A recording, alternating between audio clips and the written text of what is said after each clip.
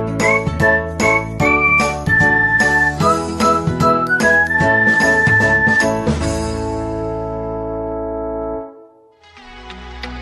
Students, आज हम पढ़ने जा रहे हैं 12th क्लास का एक बहुत इंपॉर्टेंट टॉपिक है and that is known as the gametogenesis. जैसा कि आप जानते हैं कि गैमेटोजेनेसिस यानी कि युग्मक जनन जो है वो दो प्रकार का होता है। एक होता है शुक्र जनन और एक होता है अंडजनन। आज के वीडियो में हम डिस्कस करने जा रहे हैं शुक्र जनन की क्रिया, जिसको कि हम इंग्लिश के अंदर स्पर्मेटोजेनेसिस कहते हैं। Formation of sperm is called as the spermatogenesis.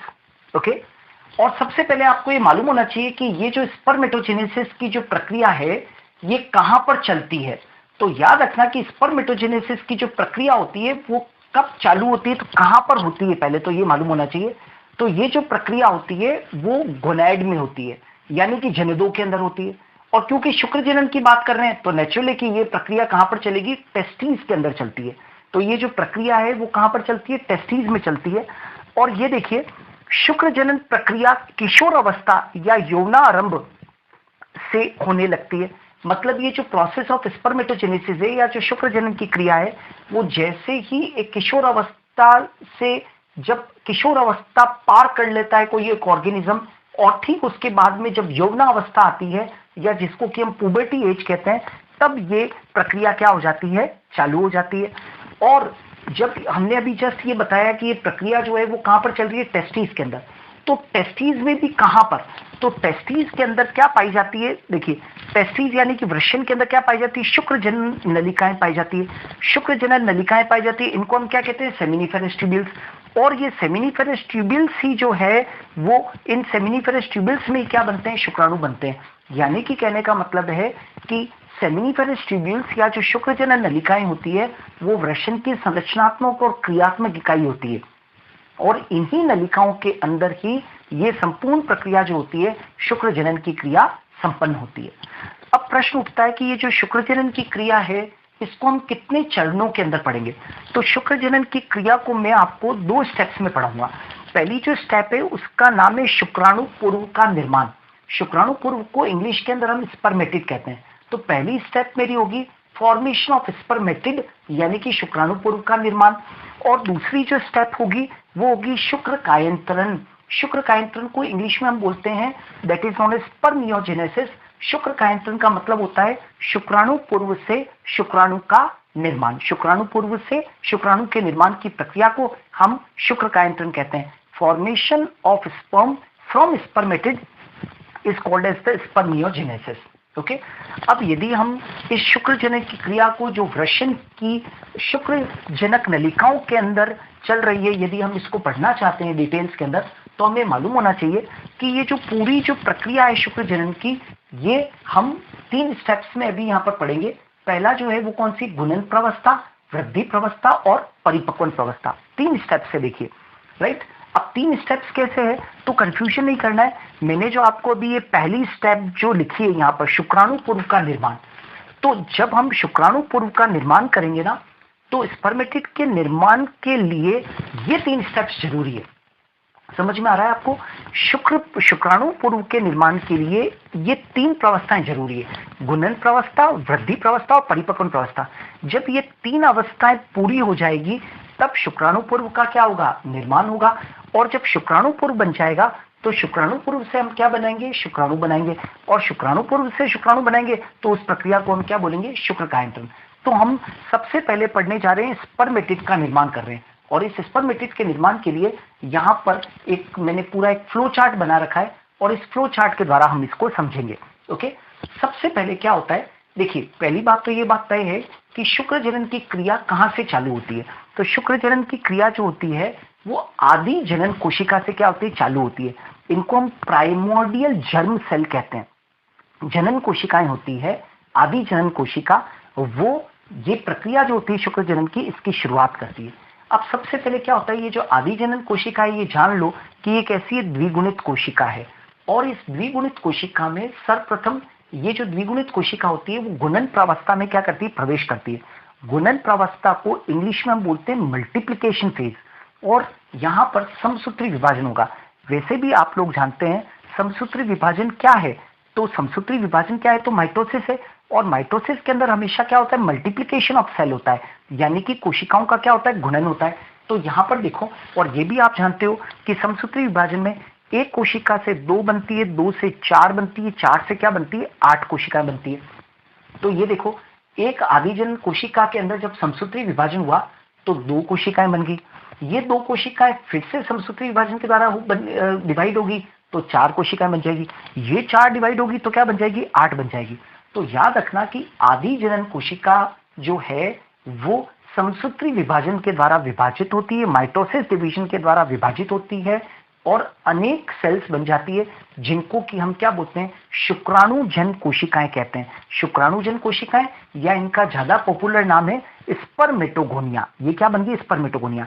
ध्यान रहे, आदिजनन कोशिका भी द्विगुणित है और शुक्राणुजन कोशिकाएं जो बनी है, स्पर्मेटोगोनिया सेल जो है, ये भी कैसी? द्विगुणित है। क्यों? क्योंकि ये बनी कैसे? समसूत्री विभाजन के द्वारा। और हम जानते हैं समसूत्री विभाजन में कभी भी गुणसूत्रों की संख्या में कोई परिवर्तन नहीं होता है। तो आप देख सकते हो, पहली प्रवस्था के अंदर गुणन प्रवस्था के द्वारा मैंने आदि जनन कोशिका से यहाँ पर क्या बना दिया है? शुक्राणुजन कोशिकाएं बना दी है, स्पर्मेटोगोनिया सेल्स बना दी है, जो कि कैसी है? द्विगुणित है। ओके, अब आ जाते हैं, ये जो शुक्राणुजन कोशिकाएं होती है ये प्रवेश करती है एक सेकेंड स्टेज में, जो कि अभी मैंने पढ़ाया था यहाँ पर वृद्धि प्रवस्था में, ग्रोथ फेज में क्या करती है? एंटर करती है। शुक्राणुजन कोशिकाएं ग्रोथ फेज में क्या करती है? एंटर करती है। नेचुरली कि जैसा कि नाम शो कर रहा है वृद्धि प्रवस्था, तो वृद्धि प्रवस्था में क्या होगी? ग्रोथ होगी। तो यहाँ पर देखिए, मैंने इसको थोड़ा सा साइज में बड़ा बनाया है। तो ग्रोथ हुई और ग्रोथ होने से जो रचना बनी है उसका नाम है प्राथमिक शुक्राणु कोशिका। उसका नाम क्या है? प्राथमिक शुक्राणु कोशिका, यानी कि उसको क्या बोलते हैं? प्राइमरी स्पर्मेटोसाइट बोलते हैं। यहां पर ध्यान रखना है कि जो प्राथमिक शुक्राणु कोशिका जो कि शुक्राणुजन कोशिका से बनी है वो भी कैसी है? द्विगुणित है। वो भी कैसी है? द्विगुणित है। तो प्राथमिक शुक्राणु कोशिका का क्या हो गया है? निर्माण हो गया है। अब देखिए, तीसरा फेज क्या है? तीसरा फेज क्या है? तीसरे फेज का नाम है परिपक्वन प्रवस्था। परिपक्वन प्रवस्था को हम इंग्लिश के अंदर मैच्योरेशन फेज कहते हैं। अब क्या होता है कि ये जो प्राथमिक शुक्राणु कोशिका है ये परिपक्वन प्रावस्था में क्या करती है? प्रवेश करती है। जब परिपक्वन प्रावस्था में प्रवेश करेगी तो यहाँ पर 2 प्रकार के डिवीजन होंगे। एक होगा मियोसिस फर्स्ट, एक होगा मियोसिस सेकंड, या हिंदी में बोलूं तो अर्धसूत्री विभाजन और अर्धसूत्री विभाजन द्वितीय होगा। तो पहला तो है अर्धसूत्री विभाजन प्रथम और दूसरा है अर्धसूत्री विभाजन द्वितीय। तो ये सबसे पहले आप देख सकते हो, प्राथमिक शुक्राणु कोशिका अर्धसूत्री विभाजन प्रथम में प्रवेश करती है। तो ये बात तय होनी चाहिए कि अर्धसूत्री विभाजन जो प्रथम होता है उसके अंदर आप ये अच्छी तरीके से नोटिस कर लें कि ये गुणसूत्रों की संख्या को आधा कर देता है। तो देखिए, प्राथमिक शुक्राणु कोशिका के अंदर गुणसूत्रों की संख्या कितनी है? द्विगुणित है। अब अर्धसूत्री विभाजन प्रथम इस कोशिका में होगा तो 2 कोशिकाएं बनेगी। तो जो 2 कोशिकाएं बनी है उनके अंदर गुणसूत्रों की संख्या क्या होगी? अगुणित होगी। मतलब यदि यहाँ पर 46 है तो यहाँ पर क्या होगी? 23 गुणसूत्र ही होंगे। तो ये जो 2 कोशिकाएं बनी है इनको हम बोलते हैं द्वितीयक शुक्राणु कोशिका, सेकेंडरी स्पर्मेटोसाइट। यहां पर ध्यान दीजिए, द बिग डिफरेंस प्राथमिक शुक्राणु कोशिका और द्वितीयक शुक्राणु कोशिका, प्राइमरी स्पर्मेटोसाइट और सेकेंडरी स्पर्मेटोसाइट में एक बड़ा अंतर है कि ये द्विगुणित है और ये कैसी है? अगुणित है। क्यों? क्योंकि ये किससे बनी है? अर्धसूत्री विभाजन प्रथम से बनी है, जो कि कैसा है? जो कि क्रोमोसोम की संख्या को आधा कर देता है। तो ये द्वितीयक शुक्राणु कोशिका की संख्या कितनी बनी? 2, एक ये रही और एक ये रही। अब ये जो द्वितीयक शुक्राणु कोशिका है, राइट, ये विभाजन करेगी किसके द्वारा? अर्धसूत्री विभाजन द्वितीय के द्वारा। अर्धसूत्री विभाजन द्वितीय के द्वारा। और आपको ये मालूम होना चाहिए कि अर्धसूत्री विभाजन द्वितीय बिल्कुल समसूत्री विभाजन के क्या होता है? समान होता है। ये बिल्कुल समसूत्री विभाजन के समान होता है। और जब समसूत्री विभाजन के समान है तो नेचुरली की गुणसूत्रों की संख्या बदलेगी नहीं। तो यहाँ पर ये जो द्वितीयक शुक्राणु कोशिका है, राइट, इसके अंदर जब अर्धसूत्री विभाजन द्वितीय होगा तो ये बिल्कुल समसूत्री विभाजन के समान है, तो गुणसूत्रों की संख्या बदली नहीं। तो ये 4 कोशिकाओं का क्या हो गया? निर्माण हो गया। और ये चारों कोशिकाएं कैसी है? अगुणित है। तो ये जो रचनाएं बनी है इसको क्या कहते हैं? शुक्राणु पूर्व कहते हैं। इंग्लिश में अंदर इसको स्पर्मेटिड कहते हैं। इसकी स्पेशलिटी होती है कि ये अगतिशील होता है, नॉन मोटाइल होता है और भारी, यानी कि कैसा होता है? हैवी होता है। तो आपने क्या देखा कि मैंने आपको कहा था कि शुक्र जनन की क्रिया को 2 चरणों में बांटा जाता है। तो सबसे पहले शुक्राणु पूर्व का निर्माण करते हैं। तो मैंने यहाँ पर क्या किया है? मैंने आदि जनन कोशिका से शुक्राणु पूर्व का निर्माण करवाया, और जब मैंने आदि जनन कोशिका से शुक्राणु पूर्व का निर्माण करवाया तो मैंने 3 चरणों को फॉलो किया।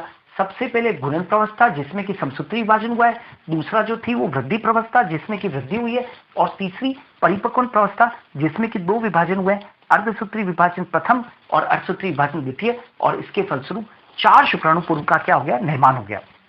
अब जो दूसरा चरण था शुक्र जनन की क्रिया में, वो क्या था, शुक्र कायंत्रण। शुक्र कायंत्रण, स्पर्मियोजेनेसिस। शुक्र कायंत्रण का मतलब है कि ये जो शुक्राणु पूर्व बने हैं इनके अंदर कुछ परिवर्तन होंगे, राइट, और इन शुक्राणु पूर्वों से 4 शुक्राणु पूर्वों से 4 शुक्राणुओं का क्या हो जाएगा, निर्माण हो जाएगा। और शुक्राणु पूर्व से शुक्राणु बनने की प्रक्रिया को हम शुक्र कायंत्रण कहते हैं या स्पर्मियोजेनेसिस कहते हैं। कंफ्यूजन मत रखना, ये जो संपूर्ण प्रक्रिया जो पूरी है उसको तो आपने कहा शुक्र जनन की प्रक्रिया, लेकिन शुक्राणु पूर्व से जो शुक्राणु बन रहे हैं उसको आप क्या कहते हो, शुक्र कायंत्रण या स्पर्मियोजेनेसिस कहते हो। शुक्राणु पूर्व और शुक्राणु में ये फर्क है कि ये अगतिशील है तो शुक्राणु कैसे गतिशील होते हैं, शुक्राणु पूर्व भारी होते हैं तो शुक्राणु कैसे होते हैं, हल्के होते हैं। Are you getting? तो ये जो पूरी की पूरी संपूर्ण प्रक्रिया है ये क्या है, शुक्र जनन की प्रक्रिया है। अब आपको ये भी मालूम होना चाहिए कि जब हम लोग ये पढ़ते हैं तो आपको ये भी मालूम होना चाहिए कि ये शुक्र जनन की क्रिया के ऊपर हार्मोनल कंट्रोल कैसे होता है। हार्मोनल कंट्रोल क्या है, किस तरीके से, ओके। तो हार्मोनल कंट्रोल कैसा होता है, तो आपको ये समझना होगा कि एक्चुअली क्या होता है कि हाइपोथैलेमस जो होती है,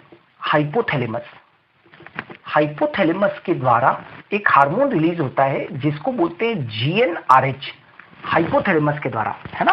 तो हाइपोथैलेमस के द्वारा क्या रिलीज होता है, जीएनआरएच। ये देखो मैंने नीचे लिख भी रखा है कि शुक्र जनन प्रक्रिया किशोर अवस्था या यौनारंभ होने पर प्रारंभ होने लगती है, क्योंकि इस दौरान गोनेडोट्रोपिक रिलीजिंग हार्मोन, क्या कहते हैं इसको, जीएनआरएच को क्या कहते हैं, गोनेडोट्रोपिन रिलीजिंग हार्मोन के स्रावन में क्या हो जाती है, वृद्धि हो जाती है। तो ये बात तो तय हो गई कि गोनेडोट्रोपिन हार्मोन जो है वो पुबर्टी एज के अंदर यौवनावस्था प्रारंभ होने के ऊपर रिलीज हो जाता है।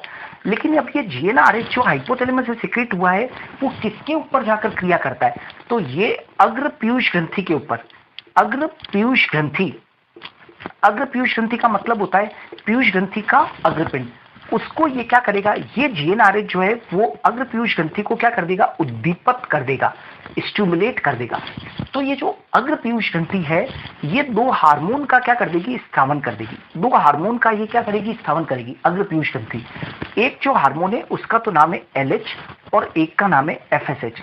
आप लोग एंडोक्राइन सिस्टम में आपने पढ़ा होगा कि ये तो है ल्यूटिनाइजिंग हार्मोन, मैं फिर से रिपीट कर दूं, ये तो है ल्यूटिनाइजिंग हार्मोन और ये क्या है, एफएसएच हार्मोन। और ये जो ल्यूटिनाइजिंग हार्मोन होता है, ये ल्यूटिनाइजिंग हार्मोन जो कि अग्र पीयूष ग्रंथि से सिक्रीट हुआ है, ये जाकर क्रिया करेगा किसके ऊपर, लीडिक सेल्स के ऊपर। ये क्रिया करता है किसके ऊपर, लीडिक सेल्स के ऊपर क्रिया करेगा, राइट। आपको ये मालूम होना चाहिए कि एलएच हार्मोन जो है वो लीडिक सेल्स के ऊपर काम करेगा। तो लीडिक सेल्स कहां पर पाई जाती है, वृषण के अंदर। वृषण के अंदर क्या पाई जाती है, लीडिक सेल्स पाई जाती है। तो ये लीडिक सेल्स को एलएच हार्मोन ने क्या कर दिया, उद्दीपित कर दिया। अब जैसे ही उद्दीपित हो जाएगा तो लीडिक सेल्स जो है वो क्या स्त्रावन करेगी, एंड्रोजन का क्या करेगी, स्त्रावन करेगी। एंड्रोजन क्या होता है, male sex hormone, right, male sex hormone. आप चाहें तो इस एंड्रोजन को आप टेस्टोस्टेरोन भी कह सकते हो। और ये जो एंड्रोजन है ये संपूर्ण शुक्र जनन की क्रिया को क्या करेगा, अब नियंत्रित करेगा। तो ये शुक्र जनन की क्रिया को नियंत्रित करता है। शुक्र जनन की क्रिया को ये क्या करेगा कि क्रिया को नियंत्रित करता है। ये शुक्र जनन की क्रिया को नियंत्रित करता है, राइट। ये जो हार्मोन है ये शुक्र जनन की क्रिया को क्या कर देगा, नियंत्रित कर देगा। अब आ जाते हैं दूसरा हार्मोन, ये कौन सा है, एफएसएच, ओके। तो एफएसएच क्या होता है, फॉलिकल स्टिमुलेटिंग हार्मोन। ये भी अग्र पीयूष ग्रंथि के द्वारा ही तो स्थापित हुआ है। अब ये जो है वो जाकर क्रिया करता है किसके ऊपर, सर्टोली सेल्स के ऊपर। सर्टोली सेल्स, आपको मालूम होना चाहिए कि स्पर्मेटोगोनिया सेल्स के साथ साथ, स्पर्मेटोगोनिया सेल्स के साथ साथ सेमिनिफेरस ट्यूब्यूल के अंदर यानी कि शुक्रजनक नलिकाओं के अंदर सर्टोली सेल्स भी तो होती है, नर्व सेल्स जिनको की कहते हैं, जो शुक्राणु को पोषण देने का काम करती है। तो एफएसएच हार्मोन जो है वो सर्टोली सेल को क्या करेगा, उद्दीपित करेगा। अब सर्टोली सेल्स को उद्दीपित हो जाएगी तो सर्टोली सेल्स उद्दीपित होते ही ये कुछ सर्टोली सेल्स कारकों का क्या करती है, कारकों का स्त्रावन करती है। कारकों का क्या करती है, स्त्रावन। और ये जो कारक होते हैं ये शुक्र कायंत्रण यानी कि स्पर्मियोजेनेसिस को क्या करते हैं, स्पर्मियोजेनेसिस को नियंत्रित करते हैं। ओके, तो ये जो था, ये जो मैंने अभी आपके सामने बताया है, ये क्या चीज है, शुक्र जनन की जो क्रिया है उसके ऊपर हार्मोनल कंट्रोल है। एग्जाम के अंदर कई बार यहां से प्रश्न पूछ लेते हैं कि शुक्र जनन की क्रिया का हार्मोनल कंट्रोल कैसे होता है।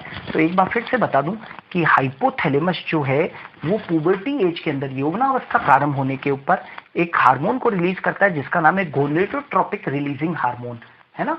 और ये हार्मोन जो है वो क्या करेगा, तो पीयूष ग्रंथि के अग्रपिंड को ये क्या कर देगा, उद्दीपित कर देगा। तो पीयूष ग्रंथि उद्दीपित हो जाएगी तो पीयूष ग्रंथि दो हार्मोनों का क्या करेगी, स्त्रावन। एक का नाम है LH और एक का नाम क्या है, FSH।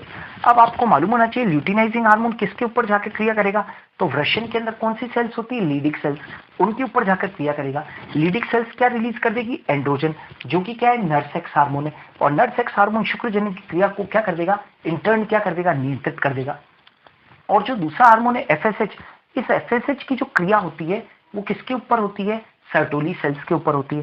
सर्टोली सेल्स के ऊपर होती है तो ये क्या करता है, कुछ कारक, सर्टोली सेल जो है वो कुछ कारकों का क्या करती है, स्थापन करती है। और ये जो कारक होते हैं वो शुक्र कायंत्रण की प्रक्रिया के अंदर या स्पर्मियोजेनेसिस की क्रिया में क्या करते हैं, नियंत्रित करने में मदद करते हैं। तो डियर स्टूडेंट्स, ये जो आज का वीडियो था वो पूरा के पूरा युग्मक जनन के अंदर जो शुक्र जनन की प्रक्रिया थी उसके ऊपर बेस्ड था। हम इसी तरीके के वीडियो जो है वो और भी लेकर आएंगे।